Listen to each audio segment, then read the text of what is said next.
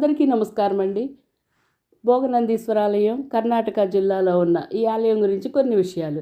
భోగనందీశ్వర ఆలయం, అరుణాచలేశ్వర దేవాలయాలు అత్యంత పురాతనమైన ఈ ఆలయాలు క్రీస్తు శకం 9వ శతాబ్దంలో నోలంబ వంశానికి చెందిన రాజులు నిర్మించారు. గంగా, చోళ, రాష్ట్రకూటులు, హోయసల, విజయనగర రాజులు ఈ ఆలయాన్ని అభివృద్ధికి అనేక సేవలు కృషి చేశారు. భోగనందీశ్వర ఆలయం కర్ణాటక రాష్ట్రంలోని చిక్కబళ్ళాపూర్ జిల్లాలో నందిబెట్టకు వెళ్లే దారిలో నందికొండల దిగువన ఉన్న నంది గ్రామంలో ఉంది. ఈ ఆలయం ఇక్కడ శివుని భోగనందీశ్వర లేదా భోగానందీశ్వర అని పిలుస్తారు.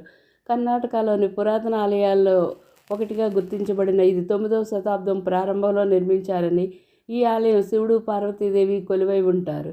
ఈ ఆలయంలో అరుణాచలేశ్వరుడు, ఉమామహేశ్వర మరియు భోగనందీశ్వర అని 3 ఆలయాలు కూడా ఉన్నాయి. ఈ ఆలయం ద్రవిడ నిర్మాణ శైలిలో నిర్మించారు. సాంప్రదాయకంగా ఈ 3 ఆలయాలు శివుడి యొక్క బాల్య, యవ్వన, వృద్ధ దశలను సూచిస్తాయి. అరుణాచలేశ్వరుడు శివుని బాల్యాన్ని, భోగనందీశ్వరుడు శివుని యవ్వన దశ, కొండపై ఉన్న యోగనందీశ్వరుడు ఆఖరి దశను సూచిస్తాయి.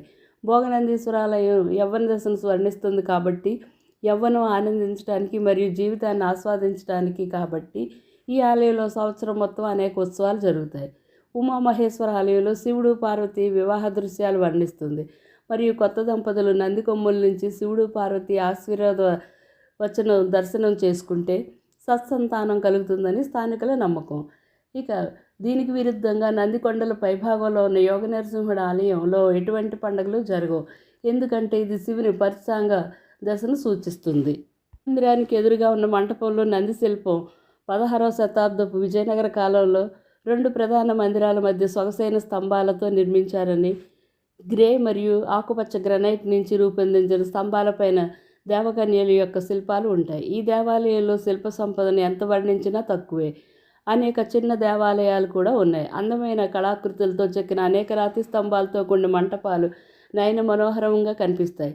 ఈ రాతి స్తంభాలపై దేవతా విగ్రహాలు, పౌరాణిక పురుషులు, అనేక జంతువులు, పక్షులు అందంగా చెక్కారు. వందల రాతి స్తంభాలు ఉన్న ఏ ఒక్కటి మరొకటిగా స్తంభంలా కనిపించదు. ముఖ్యంగా ఈ దేవాలయాల్లో ఆనంద మంటపాన్ని చూసి తరించాల్సిందే. ఈ మంటపం అర్ధనారీశ్వర ఆలయం ముందు భాగంలో నిర్మించారు.